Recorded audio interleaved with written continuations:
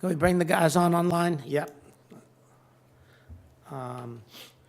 I just got a text from Jeff. He said, I just got out of an 8:30 meeting. I can run up to the courthouse now or just be virtual. What would you prefer? Okay, Jeff Sapersky's on. Hey, Jeff, if you could hear me, you can just stay where you are. It's fine. Great, thank you. I'm sorry about that. I'd intended to be up there, but the meeting ran over. Yeah.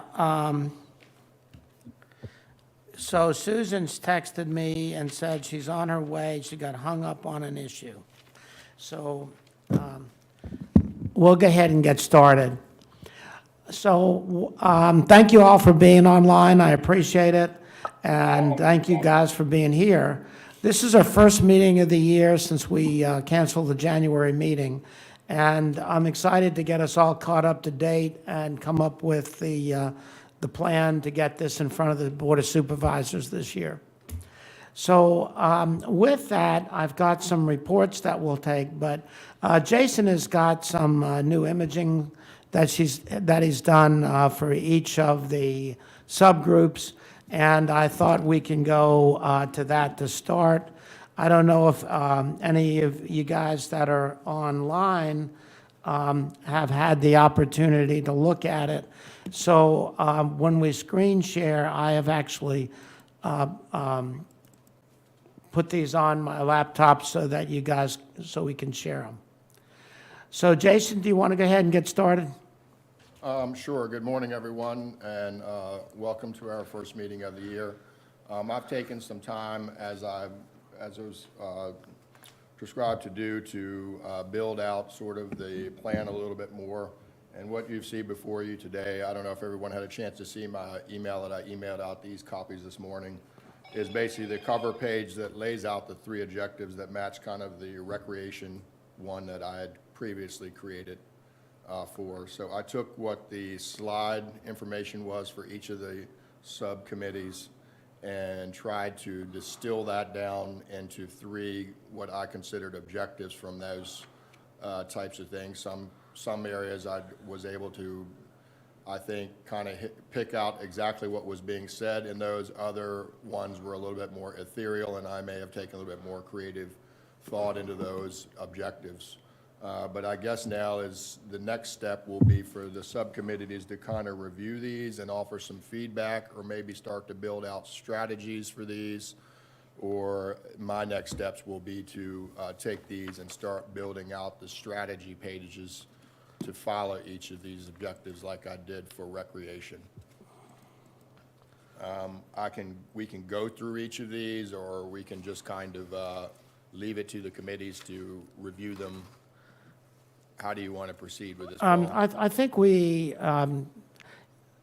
should let the committees flesh out some of the data. I put up the recreation one because I know you have a more lengthy presentation on that, but in what you provided today, it was just this cover page with three bulleted areas. Yeah, I didn't want to start building these out too much before I felt that the committees were comfortable with the three objectives that I've distilled out from their slides, because the slides didn't really provide detailed objectives. They were more of just points of data and sort of concepts more than anything, or maybe more strategies that would go into these objectives. So after the committees can take a look at this and offer sort of more feedback, I think, to their objectives, and do they really distill or meet what they were saying in their slide, or do they not, or they offer some kind of feedback or whatever, and we can adjust that. And then if they're comfortable with that, they can start to offer more suggestions for strategies and who might do it and how much it might cost and where that money might come from. But those are the sort of, I think, of the next steps we need to start thinking about in general for the whole plan. Even the recreation part, I've built out those strategies pretty well under those objectives, but we still need to figure out or add the funding pieces and who's responsible. Mm-hmm. So you're getting, I'm just displaying these right now for the benefit of folks that have not seen the email. So, I mean, we can just run through them really quickly. So this one is the economic development one. So the three objectives there: create a business-friendly environment to attract and grow new businesses. Another objective: attract high-paying, skilled labor and work-from-home jobs to the county. Create tax incentives and grants to attract and grow local and small businesses. You want to bring up one of the other ones? We've already kind of reviewed that one before. Let's go to education. So Jessica kind of sent me 4 broad goals, or 4 sort of objectives, so I distilled those down into 3 because 2 kind of seem to be similar. Provide new facilities conducive to 21st century learning, prepare our students for plans following high school, and continues to provide the best possible education for all students in Lancaster County. Housing. Create a public-private partnership to develop the Good Luck Road site. Create a Lancaster County Community Development Corporation. Create economic incentives for grants to attract developers and contractors. That second bullet there, create a Lancaster County Community Development Corporation. What's come out of the committee to foster that tie? Do you want to comment on that? To create the CDC? I can contribute a little bit more over that while he's trying to get Can online. you Go guys ahead, hear Ty. me? We can now. Okay. I can't get my video to work. I'm sorry, Paul, what was that again? Okay, so you haven't seen the slide then. The slide that is created has 3 objectives. Create a public-private partnership to develop the Good Luck Road site. Create a Lancaster County Community Development Corporation, or sometimes referred to as a CDC. And create economic incentives or grants to attract developers and contractors. And so I was just questioning the Community Development Corporation. Right. Hey, Ty, I'll jump in for a minute. We've got a meeting of our committee. It's Tomorrow. tomorrow at 4 o'clock. And so, so we're gonna go over these, and that's on our agenda tomorrow will be to look at what Jason has proposed and figure out exactly, what our objectives are. So then we'll put that into a report form. There's a lot more that this sort of concept came to me. I didn't come up with this sort of idea. This idea is more developed by Gabe Del Rio, who's on the town council in Irvington. Right. This is his background and what he does. And Yeah. and I to add to this, I did go on a recent VACO trip to Chesterfield County, and we explored housing and what they're doing for workforce housing and things there. And the 2 groups that they basically we're working with are essentially what this is. They were basically community development builders, developers that are working private-public partnerships with the county of Chesterfield to, one, they were rehabilitating a trailer park area and making that nicer, and another one, they were just providing workforce and development housing and stuff, and they had worked through these organizations to provide private capital, but also and private, basically skilled labor and stuff, but coupled with the ability for governments to attract and be able to get to grant sources and other sources of revenue to make the projects viable that they wouldn't have just being a regular old developer of sorts. Right. So that sort of partnership created around this sort of entity essentially creates a 501c nonprofit business of sorts whose primary goal is to develop housing and projects that benefit workforce. Yeah. Reason why I questioned it is back in Hampton, like 30 years ago, I was on a committee to help form a CDC for Hampton. And I mean, I can't really, this is not my background at all. I can't speak to it, but Gabe knows a lot about this. Yeah. I think he should join this part of the committee. He's on there. And I've tried to link him up with you all, and I think he'll offer a lot to this committee. He'll be at that meeting. He's already confirmed. And And I we've think he'll give you also a gotten, presentation on this, We've so. also invited two other people, Ty and I've talked about, to come onto the committee. David Jones is coming on the committee, you know, he's got tremendous experience, obviously. He'll be great. And then Pat Frere is coming on He'll be the good, committee, too. because he's great with the grants and runs housing for Bay Aging, Mercer Place, all that sort of stuff. So he'll bring a lot of talent. So we've added him to our committee. He won't be able to make it tomorrow, but David's gonna be there. That's good, yeah, those are great. I think the three of them are gonna bring a lot to the committee, and will offer a lot of experience Right. and So insight to what we're can be really done. gonna make some movement tomorrow, and we'll be reporting back. Okay, great. And then on Friday, I've got a meeting with the Russell Harper, who built the Walmart. You know, he does the sale leaseback. He's got other acreage up there. He's looking at possibly building apartments and stuff. So Russell and I are meeting on Friday at 3:00, so I can hear what his plans are. For that spot, Jimmy? For that location? For that Or just- for his location. For his location? Yeah, I wanna saw hear the town his- of Kilmarnock's getting a Starbucks. Yeah, that's right. So I want to hear his plans, and so we're Okay. reaching out to everybody. trying Yeah, to- he's fully rezoned for that location. Right. 180 units, I think, is Who what he was it has the on other day? The new mayor told someone the other day that there'd be 400 apartments built in the next couple of years. I said, really? I had. You gotta dream big to get somewhere. I had a meeting with him a couple of weeks ago, and that's what he told me. Oh, you're the one that told me that. That's what it was. Yeah, that's what he told me. Yeah. 400 units in the next 2 years.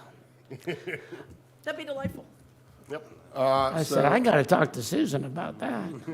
Under broadband, I figure this is the one that we've kind of made the most progress on, and a lot of these things will almost be completed by the time this plan is essentially in place. So by the time we adopt this plan, broadband may be an issue of the past. Yeah, Unbelievable, isn't it? Which may be, it seems like it was never going to get there, but we may be able to, I think, by the time we really adopt this plan and start to put it in place, we'll be able to say that the objective will be that we don't need any of this stuff anymore, because everyone's got fiber and we're good. yeah, well, that may be, the objective switches a little bit, affordability of it and how we can actually get it into the household. Correct. But here, I laid out three objectives. One, we've already kind of done, create a broadband authority to oversee broadband initiatives in the county. Two, connect all residents to high-speed fiber by the end of 2023, and work with existing providers to increase performance. And maybe we could add there and something about cost or something. Affordability to get it into homes. All right, and then the other one was recreation. I haven't really, that was just Yeah. the same cover sheet you'd seen before. Not so- recreation, I meant communication. So let's see here, let's go to I don't have one for that one yet. COVA. All right. All right, so now we're on the Lancaster County website, and we have the 2035, Lancaster 2035 under boards and commissions. If you click on that, we come up to the page that's created, that Susan was involved with working on. And that's our content on communications at this point in time. You can also access it from that top bar where it says boards and commissions up there, right there. Yep. Boards and commissions, it says Lancaster 2030. So you don't have to go down to the bottom of the page. Okay, You can get it from the top. all right, good. So we've got the hot, is actually a hot link, or is it just a page off the county website? It's a page off the county website, but Glenn, you could hot link stuff from that page, right? Right. Have a link that you So, can click for on and instance, take you somewhere else. Whoever's scrolling, if you Hi. go to the letter, if you scroll down to the Lancaster Future Forward Public Communication, you should be able to hover over that, or we would link it there. Yeah, click Like on you that. can hover Yeah. over that, you can click through to that presentation. Or maybe. Try the letter to the community below it and see. Try, what- yeah, try the letter, see if that'll click through. Yeah, so there's our letter. So with the pieces that we're developing out for each of the subs, then we can go through and, again, adjust this page so that we've got broadband, economic development, housing, recreation, and then those additional pieces would fit up as hot links right under there, and then the content would expand out. Yeah, yeah. Okay, speaking of this letter, has it been mailed yet? It has not, but let me expand on that because it's in the works. I didn't know a whole lot about doing this, so my first step was I went to the Kilmarnock Post Office and I said, I want Hey, to do Don, this. could you turn on your microphone? I Sorry, said, I can't want hear you. to, can you hear me now? Yep, Okay. That's better. I went to the post office in Kilmarnock and I said, I want to get this letter in every mailbox in Lancaster County.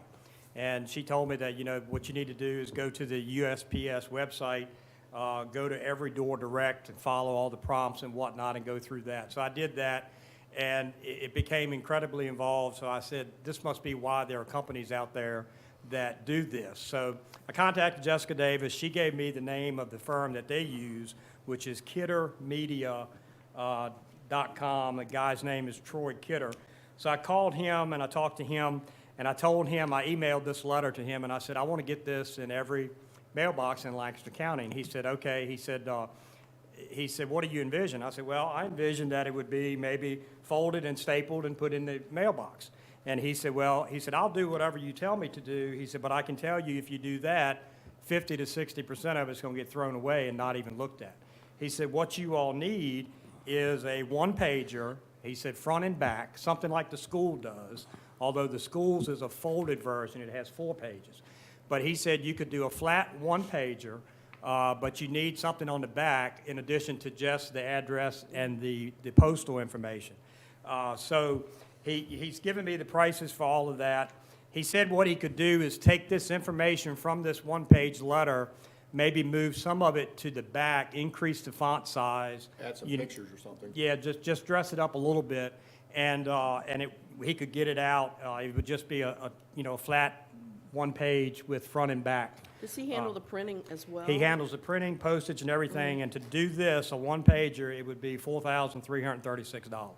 So that's the direction I'm leaning in, but I wanted to get the feedback from the group, and I didn't know, based on the cover pages that Jason prepared, if we wanted to go a little further and add something from those and maybe do something like the school has. But in hearing that conversation a few minutes ago, I think maybe the committees need to flesh those out before we go down that road. Will he But- do the graphic work, the actual He layout? can, yes.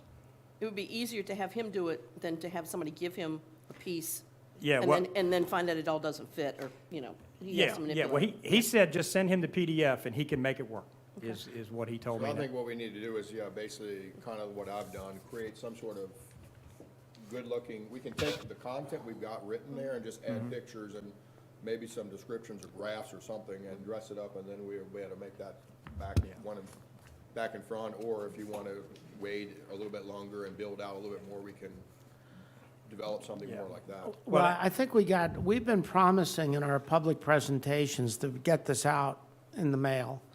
I would sort of like the idea of adding some pictures with it, maybe we can put one of the public access sites, a rendering of the new school, there's a Yep. lot of things we can do like that to get it moving. And that's more eye-catching too, I agree with them. So you want to get out just a flat one-pager now? Yeah, I think we need to get out, we've been saying for a year we're gonna get this out to the public. And I think it's something we should also, like, broadly, I think, look to, kind of like the school does anyhow, and as a county, sort of develop sort of a thing like that to kind of mail out quarterly or semi-annually and update the citizens on what we're doing, how things are going, projects, whatever it is that may be going on in the county that could prompt, we might need public engagement on or anything. I just think it's a good way to let people know and engage them and maybe cover some of that. A lot of the communication piece that we have as that slide would be just sort of creating a semi-annual or quarterly publication like the school does and mail that out every quarter, every semi-annually, and about stuff that's going on just beyond what the 2035, it could be just 2035 could just be one part of it even. Yeah, well, I think Maybe what you're talking about is a proactive communication to the community. Yep. And I think that's what we really I think that would be really helpful to do. And this is a good one to start with. And some of that There's too- still so many people that haven't heard, I have not heard anything about that, or they haven't seen the articles in the newspaper. I run into people all the time, still with their pointed views of negativity about trying to get any type of change. And so if we're going to try to create this change to better our community, we need to be trying to explain what we're doing in a way that we're trying to continue to improve our community while retaining its heritage, its culture, and the things that makes it important for people to want to move here and stay here. Well, the reality is that we can't just send this out or one thing one time, because most of that, even if it is nice and good-looking, people will only glance over it and probably put it in a stack of other mail and never really go back to it again. But if you continuously send out updates or it's something they constantly get, you get the notion of something crosses your hand at least 5 times, you remember some of it, or it becomes more permanent for you. But That's if what it's I'm only talking crosses about. your hand once, you're most likely never going to really look at it like. That's what So- we're talking about. I agree. You know, at all the sales schools I went to, six different contexts in different ways. Yes, Jeff? Yeah, I guess just weigh in on this from my perspective on the letter is whatever the shortest distance is to get that current letter out, I think we should pursue it. We know it's not the ultimate or even the penultimate communication piece. It just gets it going. And then as related to this other stuff, I think this committee should delegate to the communications committee to come up with a media plan for 2023 and 2024. And that would encompass what sort of periodic correspondence we need to do and on what topics. I'm not a huge fan of direct mail. We don't do it much at the bank anymore because it's largely ineffective. And I would hate to get in the cycle spending a lot of money on glossies going out that, you know, it's like that old adage. It's like peeing in a dark suit makes you feel warm all over, but no one notices. That's sort of my disposition of mail.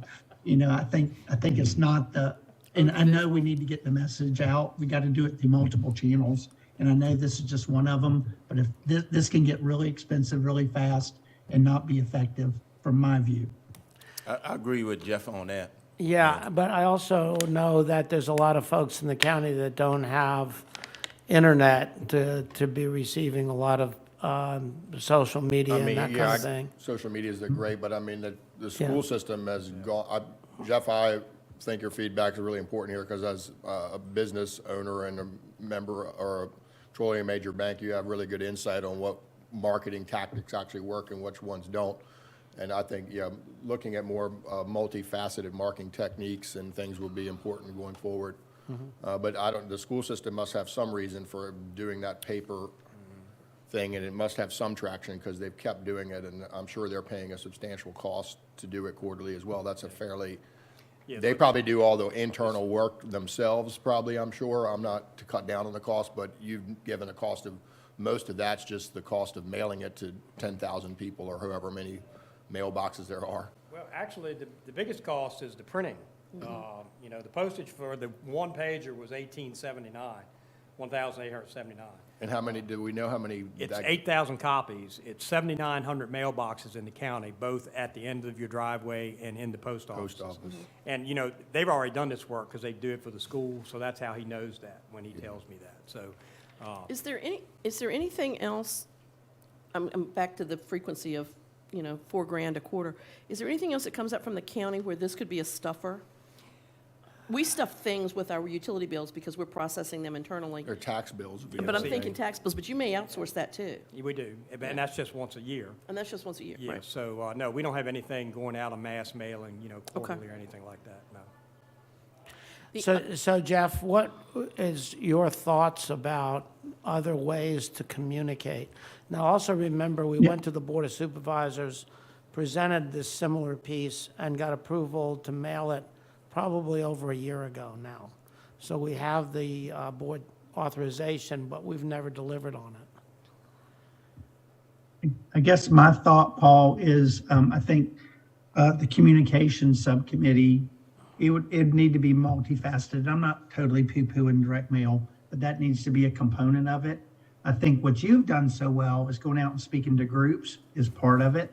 I think scheduled out newspaper articles on the work of some of the individual subcommittees that are staged, like every 2 weeks or every month or something, doing that, and continue to publish the committee heads and committee membership. So, so that people know who's serving on each of the committees, and, between all the committee, whatever, 5, 6 committees and, 5 or 7 people on each one, we've got a lot of mouthpieces, but we just got to get people to know who the mouthpieces are. Does that make sense? Yeah, a lot of the mouthpieces we have don't have the whole picture, though, and we've got to make sure Correct. that if you're serving on a subcommittee, you know about as much about making a broad-based presentation as just a little skill area that you're in. Like we're doing a rebranding thing at the bank. Step one in any rebranding is internal communication first. Before you get the message outside, you got to make sure the people who are the carriers of the message are walking the walk. And so I think that would be part of the communication committee's early strategy, I would say. Yeah, yeah. Well, I've already, I was at the Rotary a couple of weeks ago giving them, they requested an update on the plan. And it was a really good, engaging session. And the Rotary members that were there are still very interested to know how they could help. And I'm still short on answers other than serving on a committee at this point in time. So the word is starting to get out, as you said, and it's got to be, and I believe that it's got to be multimedia. But for, I think it's important to get at least this one mailing piece out and then have a plan on getting out multiple types of communication during the course of the year. Susan, what does the I River agree. Realm do in print media or any kind of stuff like that? Do they do anything in that realm? We absolutely do not. We rarely do print. The only print stuff that we will do, frankly, are visitor guides, chamber directory, and those are about the only two. We did a little bit through Restaurant Week because it was so hyper-local. We used the newspaper for that, but we are doing e-blast, almost exclusively social, and we have now started moving down to more Instagram versus Facebook because Instagram is 25 to 55. Facebook is now 55 and up. And I guess you So- use some of the swag stuff that y'all produce to We sort of use- drum up media and get that Yeah. out into people's hands to kind of give like, We do that, but that's kind of once they're here, but we're really, we're trying to talk to people outside of the region, and I think this is more hyper-local focused. This effort has got to have a social media component. Frankly, for some of our community, the newspaper is absolutely appropriate, but this is about the constant drumbeat. And I'm not sure I can, in my brain, justify $4,000 a quarter for print, because that, Yeah. first of all, if it's not going first class, it's not going to get, it's hard to get delivered. Third, we have issues just getting first-class stuff for regular billing through the post office. Not because the post office isn't trying, they do a great job, but it has to go through so many hands. So I think between, frankly, the Record, a little bit of To the Home, and a lot on social, and I know we don't have that yet at the county level, but I think we need it because the people we're talking to are there. yeah. And you got to be talking it constantly to get there. But I agree with Jeff. I mean, we'll put together a communication strategy for the balance of '23. I think getting this out as quick. I think speed and delivery is as important as cost for this right now. I will tell you the effort to put together that kind of newsletter, though, it's a pretty high bar. Oh, And it definitely, requires. because you got to have the people to You write got to the have a content. resource to do that, and I'm not sure our volunteer Army can deliver that. I mean, that truly needs to be outsourced to somebody that you're paying to do it, but then they got to go collect all the stuff and know what to do with it, so. Well, the good thing is that we've written the content for them. All we just need to do is provide images, I think, and we can pull that I from. think for this one, yes, Yeah. but ongoing. Oh, you- definitely. You would need somebody who's effectively sitting in constantly into to getting all the content and then be able to spin that up into meaningful, digestible stuff for the general citizen. Yep. It's not difficult to do, it just takes a resource to do it. Yeah, and it's easier for the school system because they've got a lot of different They things got a lot going of- on and different people that can contribute. They at might have different 8 or times, 10 so- contributors to create that. Yeah, that piece. and I think Susan and Don, when we created the position description for the Assistant County Administrator, a lot of that social media was part of that Yep. job description. I thought Don was doing it. I'm not on Facebook. I'm not a social media person. I'm not. No, but what I'm hearing is, all right, I'm gonna, if the committee agrees, I'll just send these title pages to Troy Kidder and say, you know, feel free to grab whatever graphics you may want to add to this letter, and maybe, you know, from our website, and get him to shoot me back his version of the 2-pager, and we'll get it out. The one Don, thing wouldn't I- you think that we would want to control the graphics that go out? Yeah, well, he's going to shoot me back, you know, I mean, well, do you just want to, Why you just why want him to don't- move the content around to 2 pages, increase the font size, and go with that? Why don't we, no, what I was just talking about is the graphics. Why don't Susan and Jason help and get Oh. you the graphics? Okay. That way we got And we got and we the could do a verbiage. mock-up, just a handwritten Yeah. mock-up is great, to say, Yeah. put this here, put this graphic here. Yeah, Yeah, and because, then I mean, specific- I just kind of lifted these graphics a lot from the Right. internet. Some of them are just, Yeah. I mean, I think we should use more some of them I took from the school's webpage or the broadband Yeah. webpage or local web pages of their Right. stuff they already had, but, yeah, I think we could just get like maybe a graphic of the school concept models going forward that can Right. go in that letter. Maybe, like you said, a picture of one of our access site developments, Mm-hmm. and maybe one other thing, and those 3 graphics, along with the text we have, will probably be enough to Yeah. fill it up. I absolutely want to use the graphic that is the age breakdown of the loss of population, because that visual is better than even a bullet point that says it out loud. Okay. Yeah. But yeah, we've got that, we just need to get it in a format that's Yeah. usable. for All right. yeah. So basically, so all cool. I need basically 2 pages instead of 1. So, yeah, So, That should- Susan, I we'll think work we have plenty of together, content. Yeah. let's work together and send him We like do. maybe 5 or 6 images that we keep. Yeah. Yeah, we'll give him more than what he needs. And then Okay. they can, Okay, we'll pick the ones that we definitely want in there, and then whatever other ones that are Okay. in the list will be available for discretion to fit in whatever fits the space. sounds like a plan. okay. All right, so let's, we're talking about a lot of the agenda And, items. well, so- while we're on that topic, let's set a deadline on that, and then set a deadline to get that those images compiled and sent to Don, and then a deadline to get that letter, basically I mean, I could, mailed. the piece that compiling the images, I think we can do by either the end of the week or first part of next week. Okay. It's just a matter of laying it out in a way So- that kind of says, make sure this fits next to this and isn't, Let's set a week for that. So let's say we'll have the images to you by the 15th. All right. I mean, he may be able to, you know, put the images in wherever he wants them and size them. I think you all Yeah. just need to pick out what you want. Yep. And That's what then- we're doing. Then we're Yeah. gonna send that to you, and then Yeah. it'd be for you to get that to Yeah. them, and then, let's shoot to have that letter out by March 1st, Yeah. 3 weeks from now, essentially. Or, I mean, the best we can do is shoot for that and see if the company can get it out. But if we don't talk about dates or deadlines or set goals, we won't get there. Okay, All right, sounds good. March 1st is the date I had in mind. That gives us a few weeks to get it all, and he should be able to turn the proof back to you. And if we get the information to you by the 15th, maybe he can get a proof back by the 22nd or Oh, 23rd. and I we would can think so, approve yeah. that. And then you guys can approve the proof and let it roll. Yep. Okay? Good deal. So, you can see I've got an agenda for today's meeting up right now. We've talked about the preview of the plan document. Jason, thank you for putting that together and those three major strategies on each one.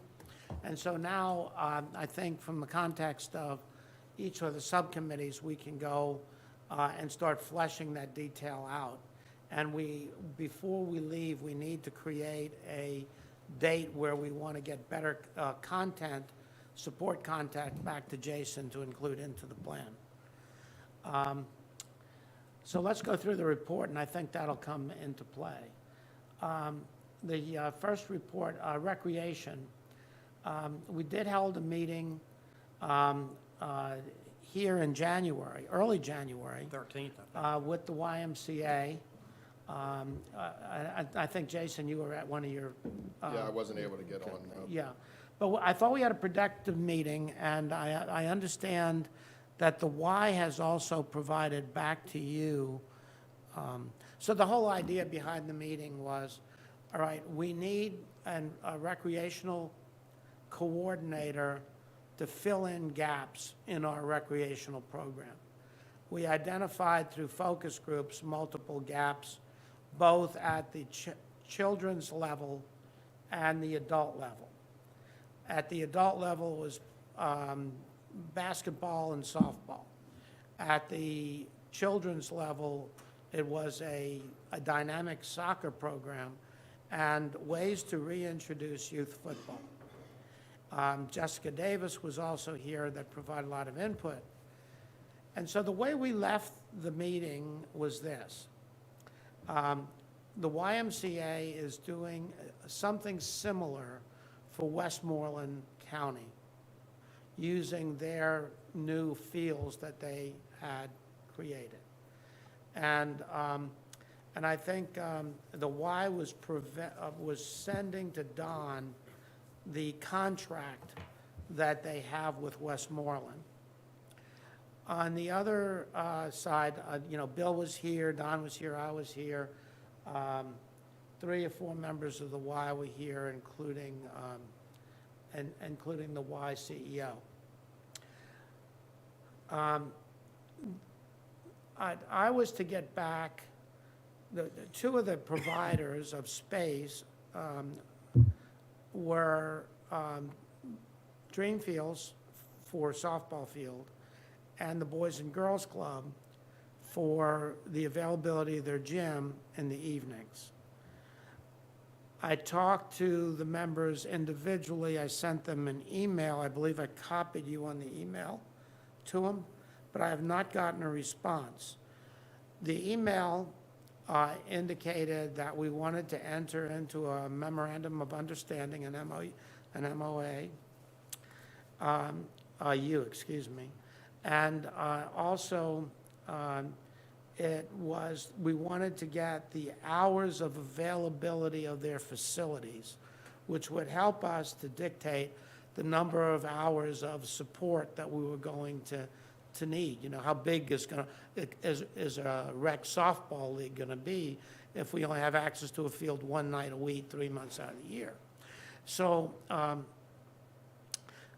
that was the type of feedback we're needing from them. And as yet, I've not received any copies back, have you? I have not. I've gotten the information from the Y that they said they were going to send me. All right, But I haven't seen anything. so I need to follow up on that email communication, because I've talked with them individually and I've sent them the email. So I'll pursue that. And so what is our next step with the Y? They've sent me the job description of what they have for what's called a sports director.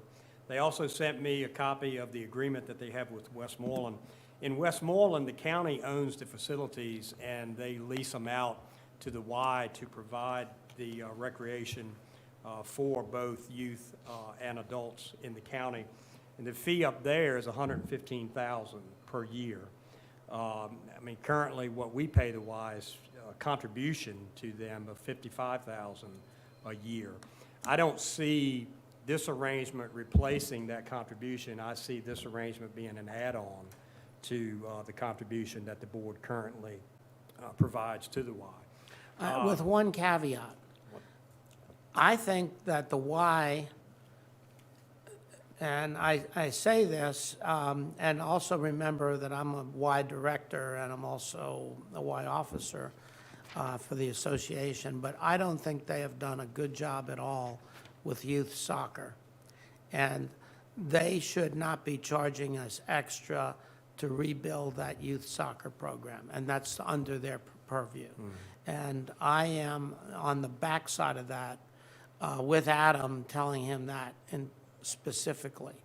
You know, COVID, we dropped the ball on that, and it's had impacts in the county today because we don't have a dynamic soccer program. And it's one thing that young parents are looking for. And so I can see some of the other coordination, but the soccer should be under the money you're already paying. Okay. It's the way I see it. Well, and we need to have some additional conversation there. The one difference would be with our setup versus Westmoreland would be that this sports director, coordinator, whatever the official title would be responsible for guiding a youth football program. And we know that the Y doesn't want to be involved with that, doesn't want to drive that, so the county would have to be driving that. And, I mean, we can do that. They do it in Essex County, so.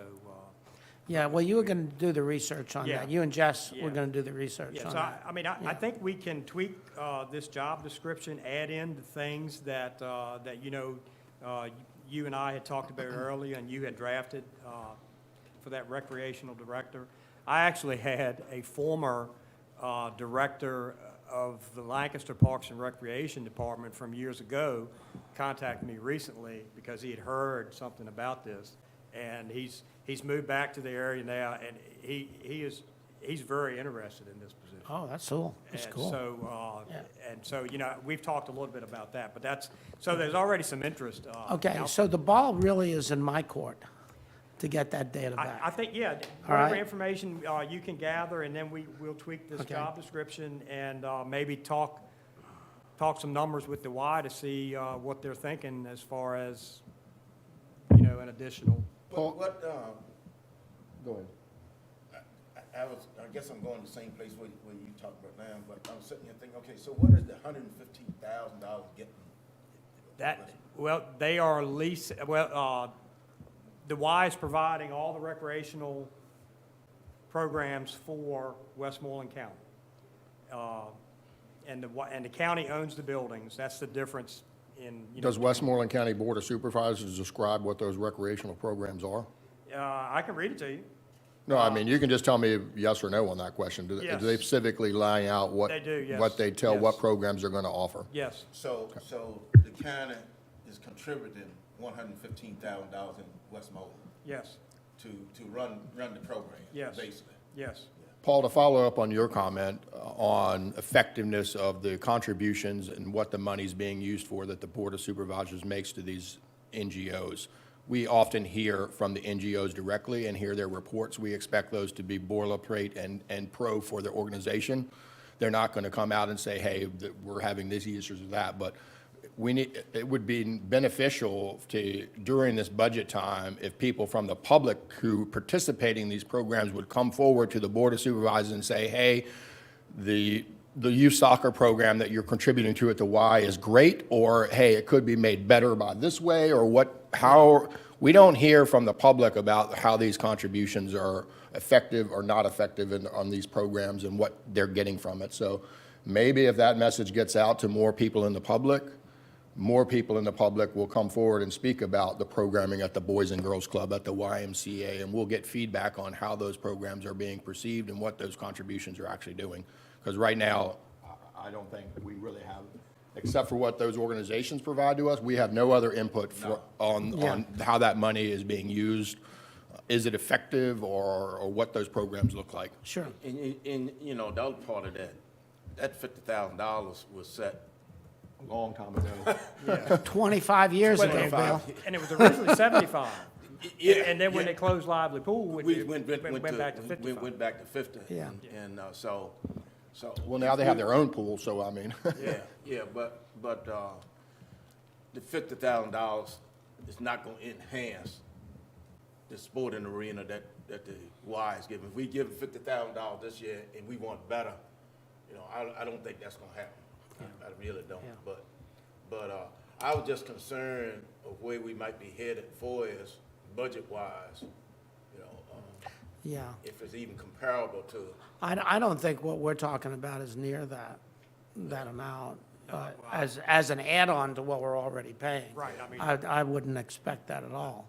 you know, just my thought, the two components that we have added together may equal 115. Yeah. That's just my. But for that amount of money, the expectation is that the Y can run multiple programs for the citizens?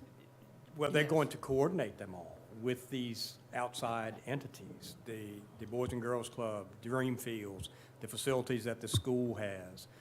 You know, in August of '25, when the high school goes offline, you're going to have, you know, recreational facilities there that would be available for this. So, I mean, this position is more, when I was speaking with one of the former recreational directors, he said this is more like a facilitator position. He said, you know, in some of the places that he had worked during his career, Chesterfield was one of them that he mentioned, they called this type of position a facilitator position. And you know, they facilitate putting everything together and, you know, what fields are used, when they're used, getting all the you know, the information out so that people can sign up and then making it happen. Yeah, and it also includes acquisition of the coaches, solicitation of the general public to play. And we think the that one coordination. person can deliver all that. That one resource can deliver all that. From my discussions with the YMCA, they believe that they Yes. can do it. Yes. one of the things we discussed, Don, is it anything in Westmoreland's agreement about accountability back to the supervisors? Yes, the lessee, which would be the Y, will present annual programs, goals, and measurable objectives, which would be presented as part of an annual report process. So yes, there is accountability back to the Board of Supervisors. Well, I think it's up to the Board of Supervisors to prescribe what we want to, it seems, because right now, Yeah. we give them $50,000, but I couldn't tell you Yeah, one program or what our expectation of giving them the Y $50,000 is. I don't, provide recreational program to youth is what I understand we get for the 50,000, what specifically that is or how good those programs are. yeah. And that's going to pay for the I don't coordinator? think I mean, at the end of the day, does the 50 grand pay for the coordinator? No, there is no coordinator now. No, I know, but would the expectation be The that, expectation would be we'd have to add on to that for them to be able to hire this coordinator position. I'll tell you I'm real one- concerned to the questions you guys are asking, that the county would want X amount of results for the spend, but yet we're giving the money to another party to deliver expectations that the county could mandate itself with its own employee and its own control of resources. I think we're giving away the store here and not getting, I think there's going to be a mismatch of expectation for funds. Well, one of the That's things my that worry. Bill Lee, and I agree with Bill, is the accountability. You know, that's it. You know, I don't even think once a year is enough in That's why accountability. I'm saying, once a year is not enough. I think it's a seasonal thing that you say, okay, here's what we're recruiting for. Here, you know, you make a report. Here's how we recruited. Here's the number of players. Here's the results. You know, that kind of thing on a quarterly basis, as opposed to something that is once a year. And I can tell you a tangible thing that just sort of warms my heart. You guys see it in the newspaper quite a bit, is the Lancaster High School swim team. And, you know, that pool is being used by, it's got 4 swim teams in it now. And I personally know several of the high school kids that are swimming on that team. And I mean, it's awesome that we're able to have a varsity swim team in the county right now. Well, that's a perfect opportunity for some of those children, or participants, and some of the parents of the participants to come before the Board of Supervisors during those budget hearings and speak about how the Y is running those programs, how great they are, or whatever, and offer feedback. on that specific program, because yeah. those, to me, that's one of the programs that $50,000 is probably helping support, perhaps. Yes. But you know, I'm gonna keep going back to this because accountability is gonna mean a lot. And I know, you know, by messing with the Y since the beginning, sometimes we don't have the control we think we got. Right. You know, and that kind of, you know, that's my gray area, that kind of really won't have the control or to say they. Yeah, but you guys have gone back and forth on this, because originally, we wanted to have it as a county position. And then at another meeting, you guys said, well, how about if we got the Y to do it? And now you're talking more about the county doing it. I mean, don't know. I don't care. We just need to do it some way. We just need to do it. I think it's just like any other private-public partnership. It can work if it's specifically prescribed and you have measurable goals. And so I think if we were going to continue this partnership with the Y and the Boys and Girls Club, whatever it is, and when these contributions are being given, we need to say, what programs are you offering? What programs does the Board of Supervisors demand of this money? And then make sure that we're getting those programs implemented. Have participants, and like you said, have quarterly or semi-annually or some kind of report saying, okay, the Board of Supervisors gave you $50,000. We wanted youth softball. We wanted all these other youth programs. We wanted adult programs. And here are the programs we've outlined. Okay, did you implement all these? How many participants signed up? Was it successful? Where are you growing? What types of things are going on with those programs? And we need more of that type of data in order to justify continuing that agreement or arrangement that we create. I agree. And I think it's doable, because, I mean, it's just like any other private-public partnership contract. But it should be contractual and not a general donation to their operating fund. I agree. With an expectation of multiple deliverables, because those two things just don't, they don't. No, match. no, I Susan, totally it agree, is- because right now, I feel like It is the a contract. Yeah, that's what I'm saying. right now, I This is feel like like- most of our contributions are just contributions to the organization's mission, and that's it. We just say, we support your mission by giving you this contribution. What you ultimately do with it is part of your mission and basically up to you. We don't really expect much data or accountability back, other than your yearly report to come back before the board and present your boilerplate presentation. That's standard pretty much year to year. But like I said, that's great, but it's missing that connection with the community of who's participating in those programs, and do they like them, or is there room for growth, or we're getting the best bang for our buck or not? That's where I feel like we sort of don't have a Jason, I blind agree. spot right now. Yeah. Paul, just for the sake of time, I think we're dragging this out. I think Yeah. this can be worked on within the committee. I think we need to Right. keep moving. I think you agree. Thanks. I was just getting ready to say that. Yeah, I think we are, but we just got to, we've got to say, okay, to me, the fundamental question is not whether we do it or not, is where the position resides. Right. And I feel like I'm a ping pong ball on that right now. Okay, and so we'll continue along this track until it's no longer feasible. I think the reason the ball bounced from being a county employee to the Y was because the Y had all of the knowledge and the expertise. And now it seems like maybe the ball's going to bounce back to the county, Yeah. but, you know, we'll figure it out. Yeah. There was another supervisor that I talked to that would rather have it at the Y level than the county level too. So it's sort of like a hot potato. This All right. the former recreation director that I talked to thinks it would work either way, so I'll just throw Yeah, it out. I think it can work either way. I think with the proper accountability. I think it 'cause needs more, I think it's, the lacking here is basically on the Board of Supervisors for not asking or not demanding more of what we get from those contributions. I Based on agree, what yeah. programs we prescribe to be demanded of that money. So maybe when Don puts out his letters for solicitation, I don't know if they've gone out already, for NGOs? No, they will go out, the budget is due Friday, and then that email will go out next week to set up the work sessions. They'll be on March the 28th and March the 30th. So maybe you ought to have in that letter that goes out that you want some accountability, numbers, statistics, and data. Well, we do. I mean, they already know that. I mean, Yeah. when the budget call Yeah. went out, that's in the budget Yeah. call. All right, so just quickly now, since we're already at an hour, What about the water access sites and the Triway Trail? How are we coming along on those? Good. I can give a quick update. I'll be real quick on Triway. So we had a board meeting 2 weeks ago. The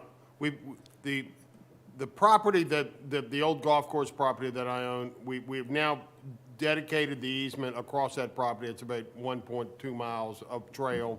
That's been, the open space easement's been formally dedicated to the county. We're currently, Bay Design is currently, engineering and doing the final surveying on the trail now from where it will end at my property, crossing the Golden Eagle property. So that's the next sequence we're working on. Then once we get that put to bed, then we can go across the Westminster Canterbury property. Okay, So we're hold just trying to hold do on a those second. sequential. Just back Yeah. up for a second. Phase 1 will go from your property to Go where? from the Harris Road to Compass.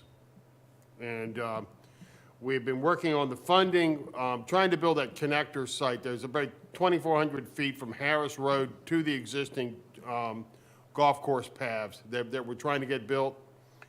We're talking to the governor to see if we can get that funding. Margaret Rance has been very helpful, trying to see if we can get funding from the state. The federal funds are just cumbersome. They're overly restrictive, driving the prices through the ceiling to get to those funds. It's, we don't hear any trails. I mean, the trails are all, everything that goes through the Fed process, the trails cost $1 million to $2 million a mile. I mean, it's ludicrous, wasteful spending. I think we can do it so much cheaper. That's So more anyway, than a highway cost. yeah, exactly. So anyway, trail's doing well. I'm gonna talk to Jason. When do you anticipate the Phase 1 to open? We're hoping if we're working on something, and I don't want to jump it yet, but our hope would be that maybe in this calendar year that we might be able to build a gravel connector from Harris Road. So that would get us from Harris Road to Compass, hopefully this year. That would be awesome. Yeah, so that's, On the Triway Trail right now, maintenance of that right away, because I know that's going to come before the board. Right.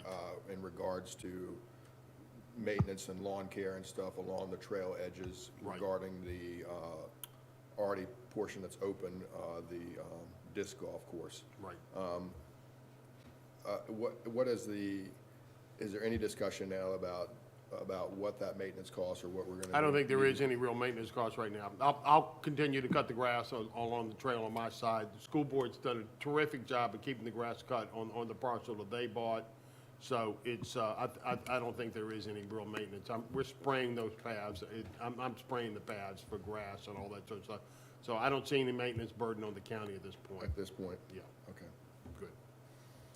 All right. On the other water access, Don, can you kind of, I know have we Yeah. gotten that permit in hand for Windmill Point yet? It's been approved by the board. Have we gotten the physical permit yet?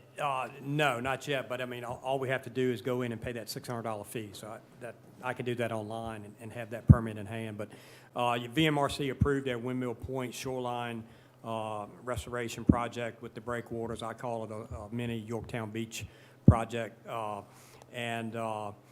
You know, the board last month at its meeting approved the architectural estimates for the Windmill Point project, the Carter's Cove project, and the Taylor's Creek project. They had previously approved the engineering estimates for all three of those as well. So we're currently awaiting the survey work that Bay Design is doing, and Guernsey Tingle is putting together some sketches.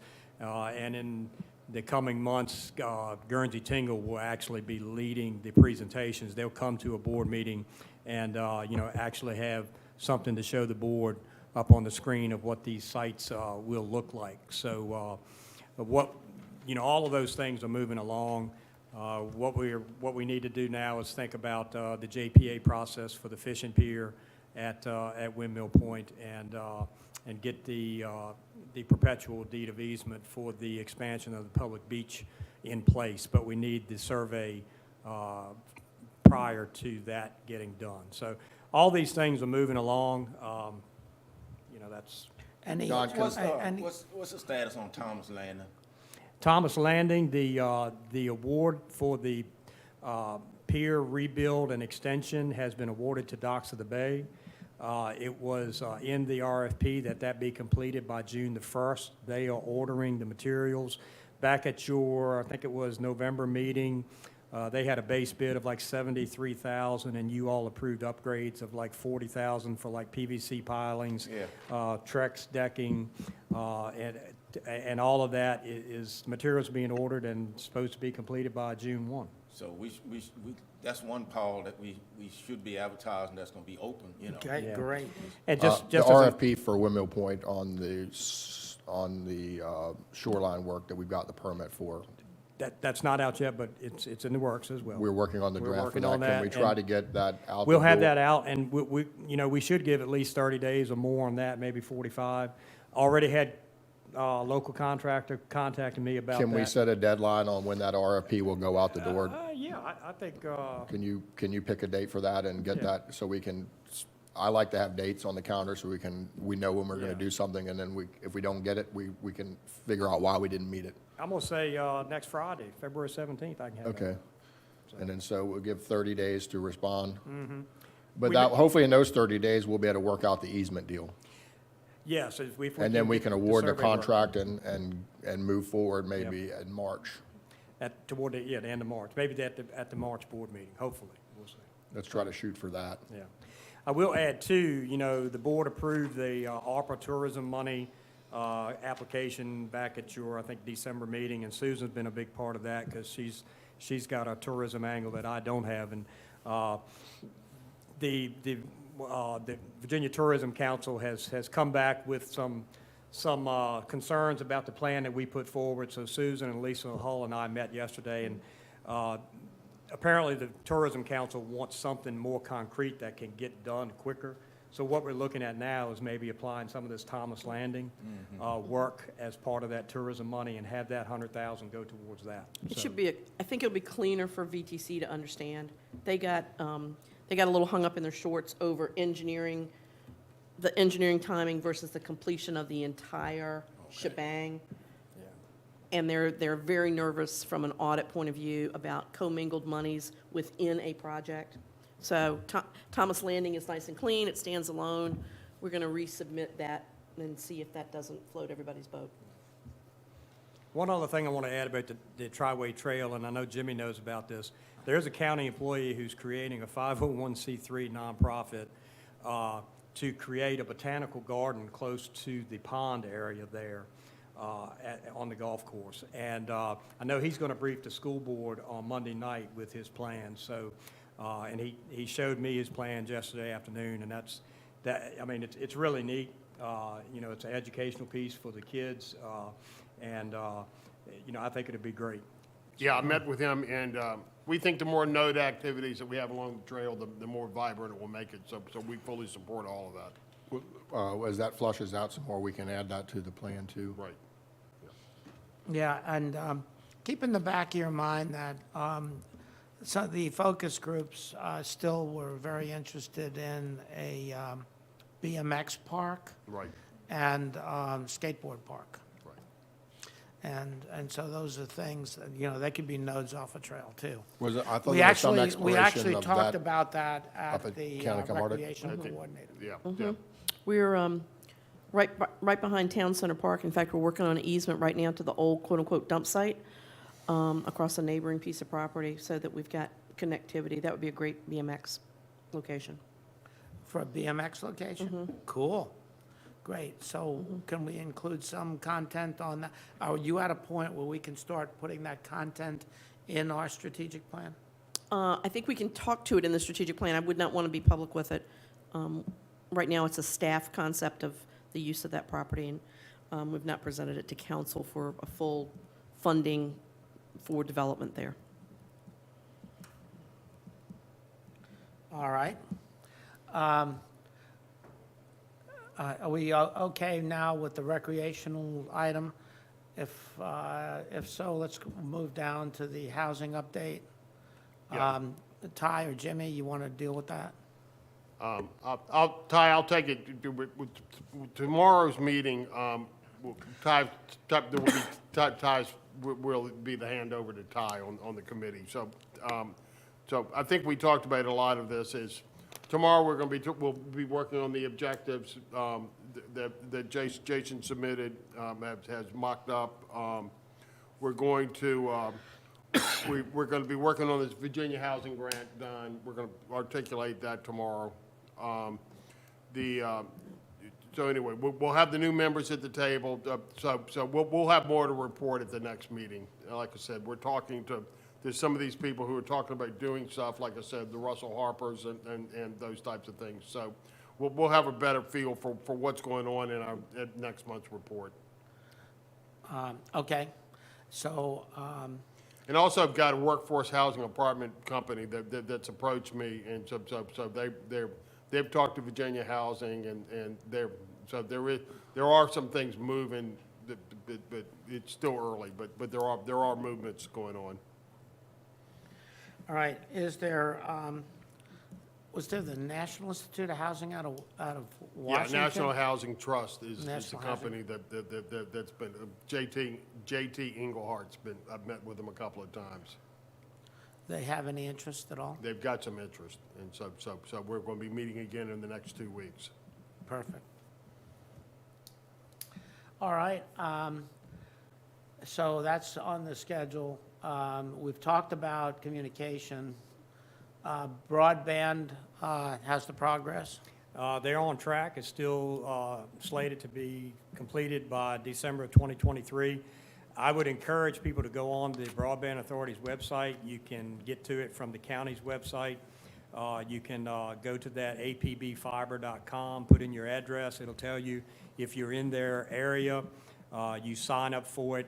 This is a good deal because for 1 year from rollout, they're only going to charge you, I think it's $199 to run the connection from the road to your house, no matter the distance. It's $199. So people need to get on that website, put their address in, and get in the queue, because that's a one-time deal that you're not going to get again. In regards to that, closing the digital divide, that may be a hurdle that some people just can't overcome. What kind of thing can the county offer based off of maybe federal housing guidelines that would basically offer a grant to cover that $199 for residents who may not be able to afford it and may want it? Could we use ARPA money for that, or create a pot of money to supplement for that? You know, that's a thought, ARPA money. I know that, I'm just thinking down the road as this Yeah. rolls out, that may be a hurdle for some people. It sounds Yeah. like it's not that much money, and it's Yeah. not really in terms of running fiber, but it may be a hurdle from somebody that just doesn't have it and wants. yeah. I do I know don't that. know if there's some kind of program already in place or what's being worked out for that. There are federal programs in place as far as affordability of the monthly payment, which is also addressed on that website.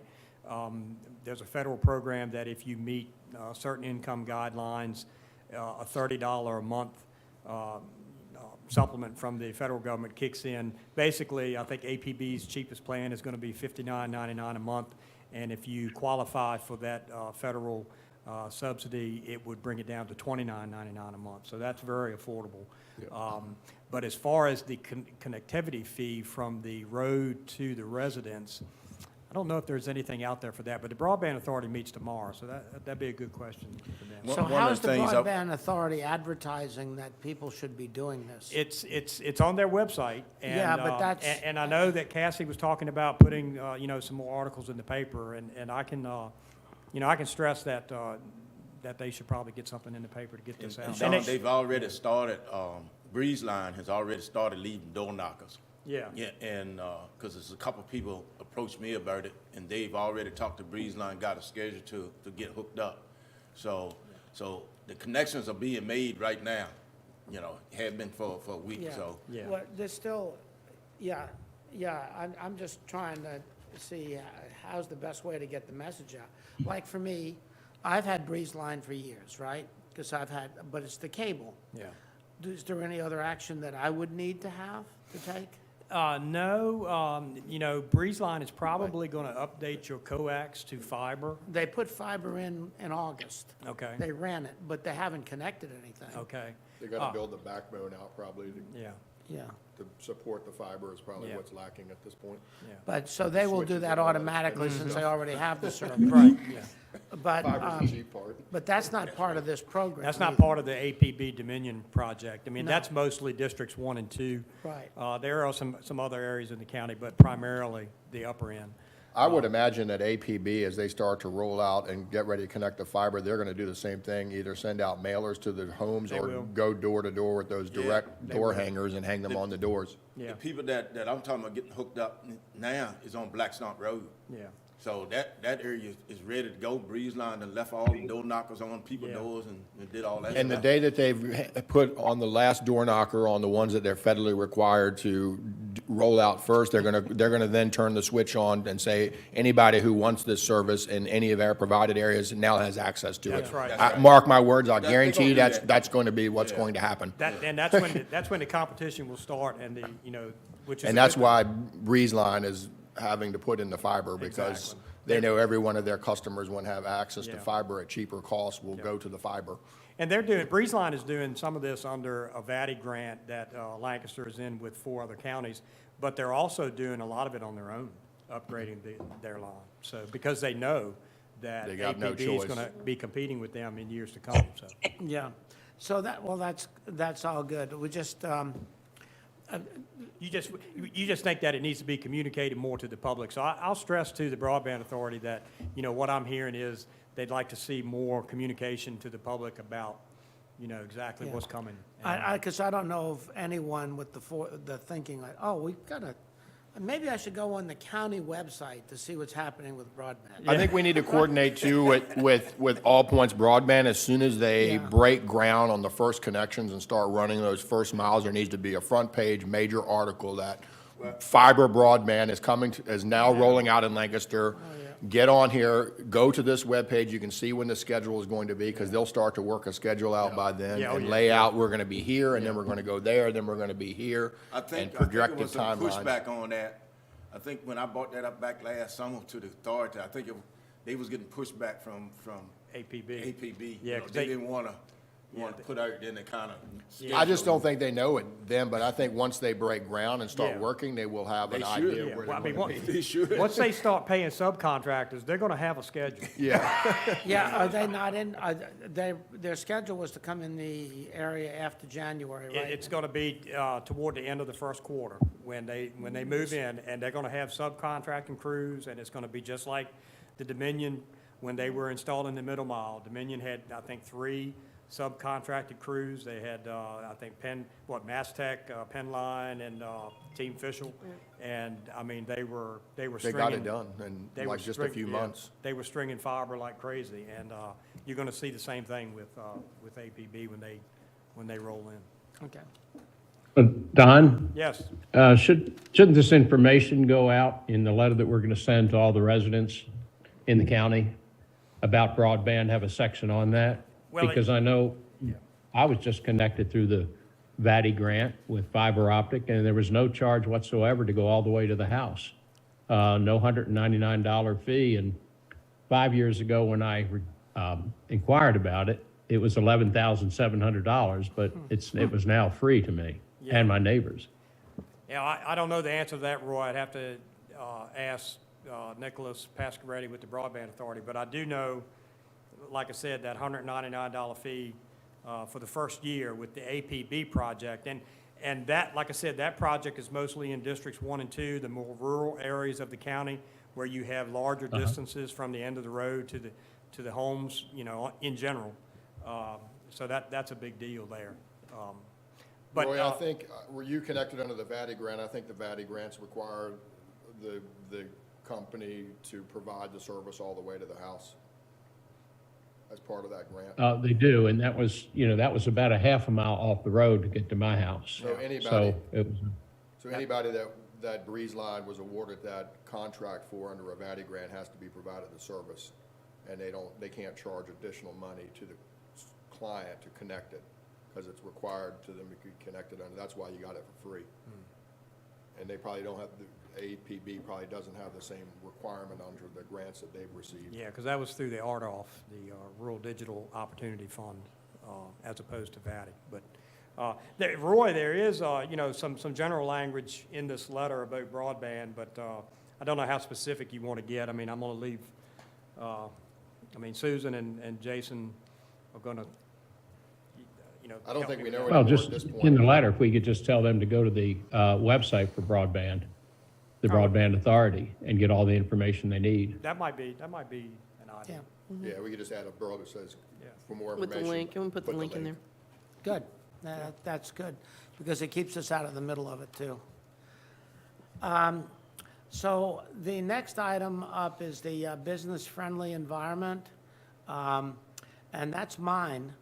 And I'm getting ready to hold a meeting. I've got several new committee members, including Sean Donahue, that wants to join that committee. And Jason, I'd like for you to attend it if you could, because what I really want to talk about. When are you planning this? I'm planning it in the next few weeks. Oh, you haven't done it yet, okay. Yeah, I haven't sent out a meeting notice yet. But I want to talk about business incentives for business expansion and, or new businesses coming into the community. And I really don't know what's legal, what's not. I've read a few things out of books and other things other counties are doing, but it's sort of out of my league. And if you were there, I think that would be very helpful. Okay. To get feedback from a bunch of businessmen as to what they would look for and whether the possibility of what the county can do, if they can do anything with some of those, okay? As opposed, I know you can on the real estate side, but I'm just thinking about, okay, here's a business side.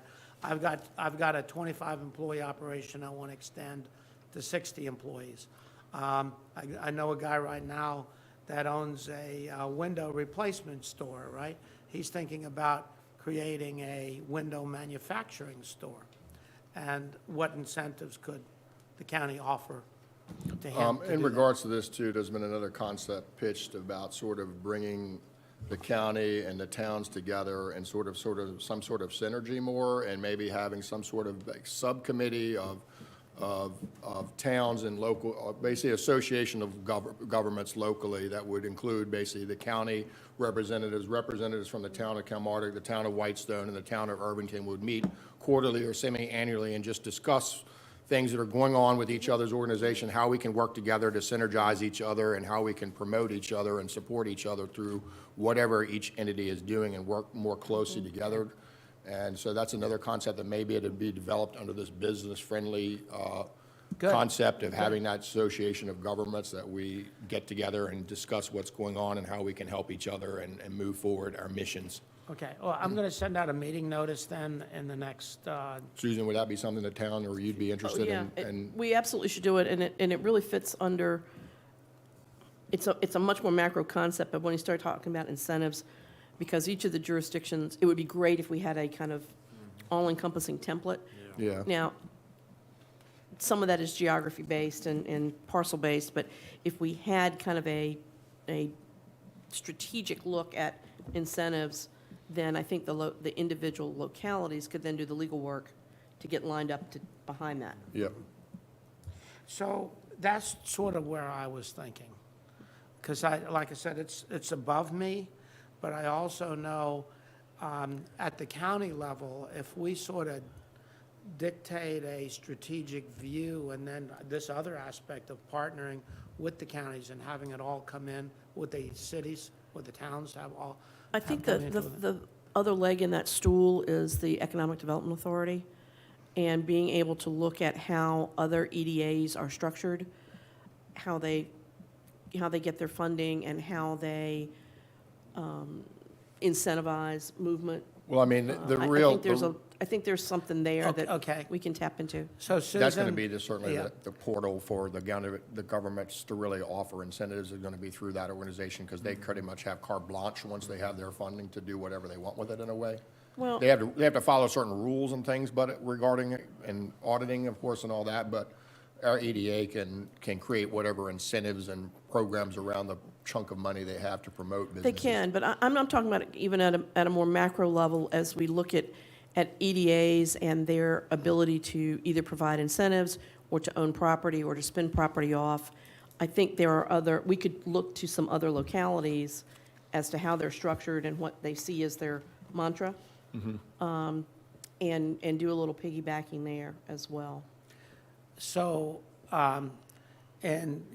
It's just not about giving away the money. I mean, Yeah. that's kind of, I think we should be thinking, I think that's how we sometimes act today, not necessarily how we think, but we act about just, somebody comes and says, I want an incentive, please give me a check, as opposed to we have the strategic Mission of how that overarching fits in. mission of what are we trying to incentivize, and how do we want to do that? Yep. Just because we like Jimmy doesn't mean he gets a check. Yeah, come on. Jimmy gets no. 2 checks. All right, that's the second time I've heard that today. We're talking That about Jimmy it gets a now. check? We talked about it on this NGOs. So it's a big issue. Accountability is a big issue. And so if I'm scheduling this meeting, do you want to be in on it too? Either I'll come or Sharon will, just depending on who's available. But all right. whatever, all yeah, we right, should be well, at the table. Yeah, well. I would too, Paul. I think I'm still on the committee. Yeah, but I you're would on the like to committee too. already, Jeff. Yeah, and just to put in perspective, having rolled off the EDA, the EDA gets its own money. There's no county money with the EDA. And really, the total income of the EDA right now is only about $30,000 a year, diminishing. There's, I think Susan's idea of, how you can supercharge the EDA and plug it in with the economic development is exactly the right thing to do. But the EDA is running the same thing that this committee has with all volunteers.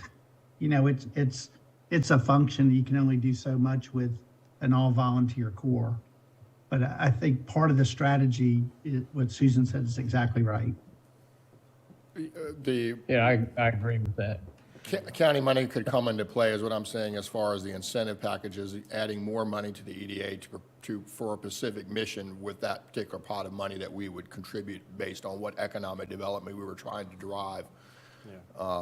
That would be how I would see it, because like we can't just, because of our Dillon rule state, this is where the tax incentives and issues would come into really problematic problems. We can't offer a real estate tax abatement or some, unless it fits a specific guideline that's already in the code. Those types are fairly limited, but we could take $500,000 and give it to the EDA and say, here, we want you to do X, Y, Z with that $500,000, and then report back to us on how that's being, Right. what are the goals being accomplished that we set for that contribution that we gave you, added based on whatever money they get on their own. Okay, so, Roy, who should be there from the E EDA? Paul, I'd be happy to be there. All right. All right, so Roy, Jeff, Jason, you're all going to join this meeting. Susan will, Sean said he wanted to be on the committee. I've got several other committees. It's going to be about a 15, 16-member committee. Oh, dear. So we're going to get a lot. Oh, dear. It's actually grown. Good luck scheduling that one. Yeah, well, I'm not going to worry if 3 or 4 people can't make it, because basically, as we've talked to different groups, a lot of folks have told me, I want to be on this committee. I want to be on, that's the one they really want to focus on. And so I think we'll get a lot of input. Now, I don't know if it's going to be productive in what we can do, but we're going to be hearing from the public as to what they want, what they see. So I think it'll be valuable from that. It's almost going to be like a public hearing. So anyway, I'll put all you guys on the agenda. I'm going to try to schedule some dates before Friday. I'm going to send out a couple of emails on there to see if we can get a date scheduled. Hey, All Paul, right. while we're in Yes. business, can I just give a quick update on the hospital, and it's got some business friendly in it? Okay. All right, so, we're gonna, the emergency room, as everybody knows, we opened half of it, and the other half was we demoed the old emergency room, and we're getting ready to tie them together. That's gonna happen on the 24th of this month. So that plan is coming to fruition. Jeff is on the campaign committee, and, as you know, we're trying to raise $20 million. We're at about $18.5 million right now. I think that we've been tremendously successful, and we're getting ready, I've got an article I'm working on, I was working on it this morning. The Time-Dispatch, Bill Lohman, who did a lot of coverage when we did the Tangier project. The Time-Dispatch doesn't do a lot of articles like this anymore, but Bill's got it approved. They're gonna do an article on how a rural community is working with a health system in partnership to protect health services in their community. You know, and, you know, what we say about the hospital is it's important not only to the medical health of this community, but to the economic health. So the Time-Dispatch is gonna be doing an article, hopefully within the next month. And I think it will paint the county in a very, business-friendly sort of thing, that this is a county that is working to make things happen, and the hospital is gonna be a good example of that. That's all I got. Okay. The last thing on education, you see the bullet there, strategic planning. Jessica said that the school board is going to be entering a strategic planning cycle, and she wants to make sure that it focuses on some of the issues that we're focusing on, which includes this 1+1 program we've talked about previously. It's the new school systems accreditation, and the ability to have multiple tracks for kids if they're not interested in going in college. You know, how can we advise them properly through trade schools from an early age? Like I think you were talking about, Jimmy, from the 5th to the 6th grade, middle school, that way. She would be right now agreeable to creating like a hard hat club, but she needs volunteers to do it because she doesn't have staff that's willing to do that kind of thing. So we're still talking more about that. We're talking to the community college. There was supposed to be a questionnaire going out to a list of about 50 contractors as to what they were looking for apprenticeships and skill in their specialty field. We expect it to go out. I expect that that'll be out before the end of February. Eric Barna sent the questionnaire to myself and Jessica over the Christmas holidays and was refining it and said that he would have it out sometime this month. So we should be seeing a questionnaire from the college. We know we're working on the high school side of it. And that's about as far as I know on that right now. Paul, a brief point on that sort of hard hat club concept. I think that person that sort of is the leader of that organization or club that gets created is going to have to come from the contracting community. Somebody who's passionate about their industry, their trades, and is passionate about passing those traits on to the next generation is the type of person that's going to have to lead that type of program and drive that sort of excitement around it because they're excited about it.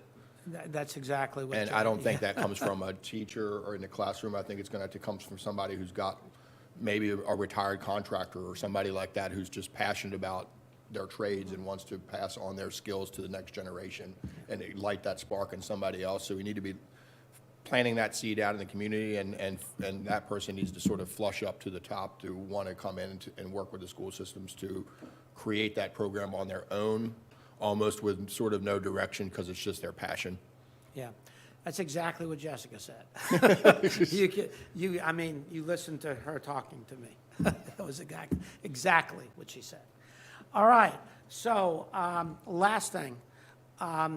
Over the Christmas holiday, Susan sent out sort of a doodle poll on meeting times and dates. And what I saw, what the results of that was that virtually this is still the best time.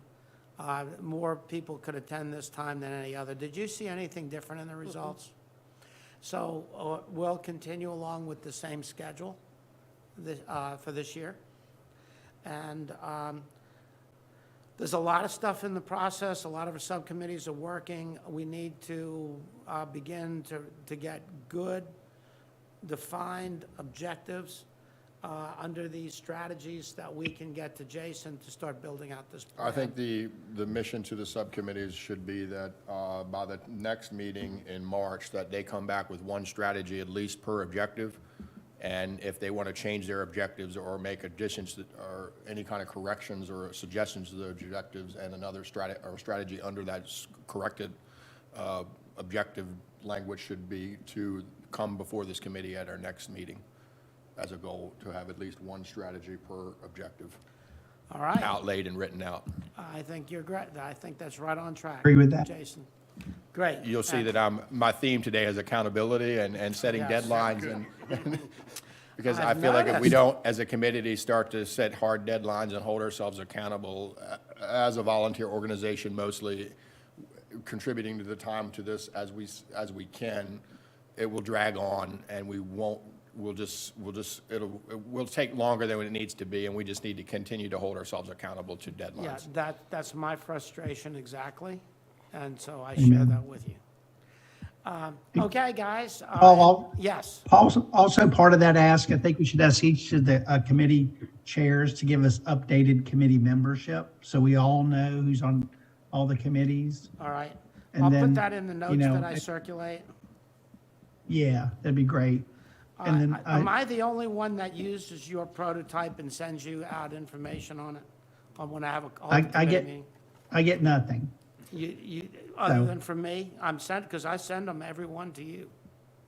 Yeah, I get yours. But My committee, Recreation Committee hasn't met again, that's why I haven't. yeah. We haven't done, we've kind of reached a point where Okay. now we're just waiting to get these projects moving forward and see where the next steps are. So And I think Jimmy- we should encourage Yeah. those committees to go ahead and lay out some schedule of committee dates for the year. You know, they can always cancel them, but I think getting those on the calendar helps attendance. Yes, and I'm going to go ahead and we'll do that at our committee meeting, Jeff. And Yeah. Jimmy, you said you're having a committee meeting tomorrow? Yes. You know the prototype form, it's very Right. adjustable to your needs. I've used it many times, and I will use it again to send out notes from this meeting. I don't call them minutes, they're notes, Yeah. because we don't have an official minute taker. So I make notes up, I send them out, I'll have them to you out. And I don't think Yes. Bruce Julian is an official member of the committee yet for recreation, but I think he probably should be brought on because he's sort of leading all these projects and maybe even handing him the torch of the chairmanship of that committee if he wants it, because he's basically been the point guy leading these things at this point. We've given him the direction, but now he's the guy that's kind of putting the nuts and bolts together. So I'm certainly going to ask him if he wants to join the committee, and he may be a person to take over the leadership as well, too. And Yeah, Bruce is a good guy. Good idea. because he's doing a great job of keeping us informed and moving those projects forward on doing what I said. We need to Yeah. schedule and dates and accountability and who's doing what. Okay, do we have anything else for the good of the cause? The only other thing I was gonna say, Paul, is do we have anywhere in our mind's eye, I know it seems a million miles away now, of when we would like to target taking a plan to the Board of Supervisors? Last year. I think would that's re- something we should be thinking about and communicating. I know it seems like a pipe dream now because it's sort of the committees are all going. But I think if we get some sort of date on the schedule, even if it's pretty far out, I think that helps us refine what needs to let's happen as work we work our way back. Off a county fiscal year, so the county fiscal year ends June 30th. Let's see that we have this plan ready by July 1st and before the Board of Supervisors by the July meeting. That's a good target to work for. We all good with that? Yeah, Sounds good. I'm thrilled I with think it's aggressive, but I think it's good. Yeah. Well, that's, Thinking like I was yeah, thinking. but maybe it'll light a fire under us, Jeff. Yeah, but Right. the July Yeah. board meeting would be July 27th. All right. I think we That- need a draft by July 1 and Yeah. All or June 30th draft, and then be circulating to get that finalized in the board plan for that meeting. This meeting would be July the 12th of this group, so. All right. Well, I think The draft would be before that, at that July meeting of this group, we would give our final blessing to it. And then it would be forwarded on to the Board of Supervisors for presentation by the committee and then adoption at the okay. July meeting. And so it's February already. That means we got to work our butts off the next 3 months. Yep. To do it. And if you all are committed to do it, let's go ahead and do it because it's been dragging on so long. And then I know this committee is going to have a continuing mission behind that. There's some And other that's pieces the that need to- implementation and review of the plan for the Board of There's Supervisors. some other pieces that need to be of this plan too. There's gonna have to be a written introduction. I think there needs to be a letter from the chairman of the Board of Supervisors included into this plan. And a financial presentation. Yep. That I think we're all going to need your help with, Okay. Right. okay? I pointed to Don when I said that, Jeff. Yeah, and Roy. Okay, and Ty. All right, so if everyone's good, we'll meet in March. Yeah, March 8th, same day. March 8th, same day next month. And hopefully we'll all have committee meetings by then. I will have notes out to you with a lot of these dates and items we just discussed. And I look forward to seeing everybody around town. Great. Thank you, guys. Great. Appreciate it. Thank you. Thanks a lot, Paul. All right, Thanks, take everybody. care. Thanks, Okay, Paul. Thanks, everybody. all right, thank you, Everyone have a guys. good day. Thanks, Paul. Thank you. So, a meeting the other day, this is on the trail, and, Well, I think it's to 2035.